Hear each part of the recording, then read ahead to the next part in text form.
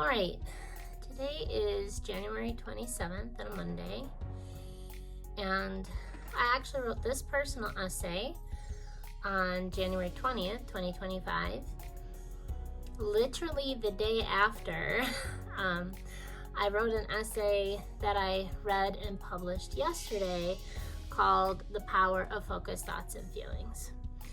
And again, since it is an essay and I don't have it memorized, I'm going to be looking up and down so that I don't miss anything important.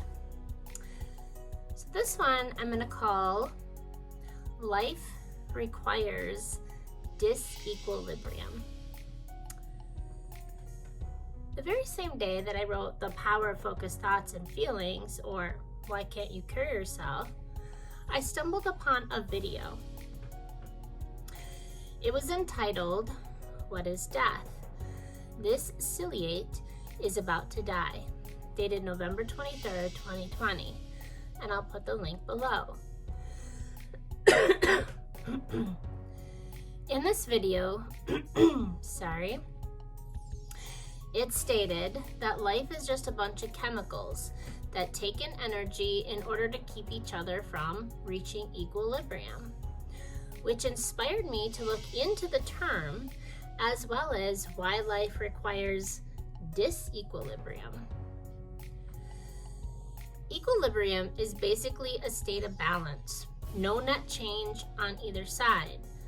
So in order for there to be life, there has to be changes and exchanges of negative and positive portions. Where no further energy is needed to extract any kind of work, then that is where you have disequilibrium. Yesterday I wrote, perhaps I've cleared my subconscious shed so much that there's nothing left that allows me to vibrate in any kind of fear or guilt, in any insecurity anymore. The environment still has a lot going on, especially now. Are we no longer a match? Maybe the question that I should have been asking is, when one gets to the point where they don't want to put any more energy into supporting that there is disorder around them, do they begin to die? That would be a very interesting science experiment. So I was kind of surprised, although it does make sense, that without disequilibrium, without disorder in some aspects, there is no life. Which is kind of funny because we always tell people to go find your balance. But hey, here's a warning, if you find your balance, you might not have any life. And this also kind of explains why life is so hard. Without the ups and downs, there is no life. I also stumbled across another video by Claire Weiland, a young woman who was born with and died from cystic fibrosis. She was a young woman that at the time that she made this video, which is called What It Feels Like to Die. Now I'm going to put her link below, so if you actually want to hear it from her own words and see the whole video, I encourage you to do that. I'm just going to be reading her words from timestamp 2130 to 2337.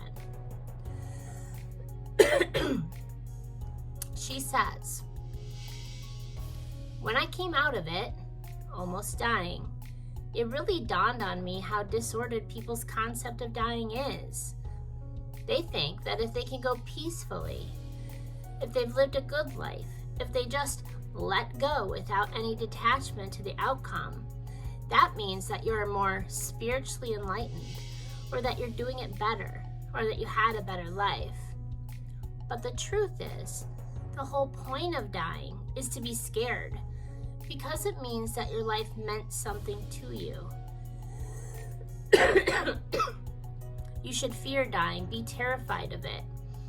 Because even though it's natural, even though you should come to terms with it and go through the feelings of having a relationship with it, you should also acknowledge the fact that when it happens, no matter how much you prepare, And she does tell her audience all the way up to this point how she tried to prepare.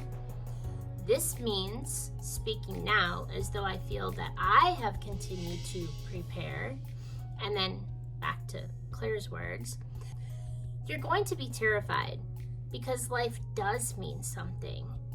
There's a part of your brain that knows you are letting it go, and that's when you're going to grieve, and that's okay. So I'd say the last hour or two of me dying, I pretty much just wanted someone to hold me, and I wanted to hold someone's hand, and I wanted to cry and scream, and I wanted to take it all back. I wanted to be a different person, a better person.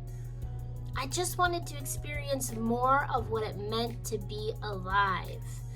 And I stopped pretending that I didn't want to be alive.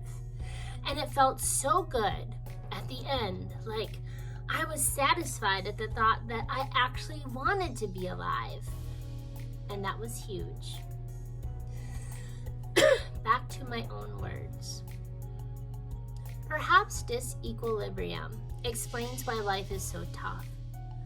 Why, if we are being real, rare, and honest with ourselves, that there are times we don't want to experience it. And maybe even some times in our life, and I know of at least 2 where I had this thought, we might even consider taking our own. On January 14, 2025, I also wrote a piece called Darkness Provides Depth, where I ended with, I have found that it is my darkness, the shades and shadows of my life, brought to the surface slowly over time to be lightened up, that became sacred spaces to find meaning in the mess. When revealed, they provide a point of support that, when connected with all others, allows me to stand in the face of life's storms, even when it hurts and I do not wish to be there. But more often than not, the darkness is simply a space that is set aside where I can find respite from life's noise and chaos, a place where I can connect something larger than myself with something larger than myself. It's kind of funny. I had been researching and thinking and talking about things that all these puzzle pieces just came together. By the time one finally sees the value and the beauty in life, it just might be time when it begins to slip away. My wish for you is that you can find miracles in the mess, blessings in the brokenness, and on the days when you don't want to be here, just try to find and remember there were 80 to 300 million sperm cells rushing and racing in order to get to just one egg so that they could experience life. And you won. That is 79 to 299 million chances that did not get to experience this messy, beautiful life. But you did. I did. And as Claire said, that is huge.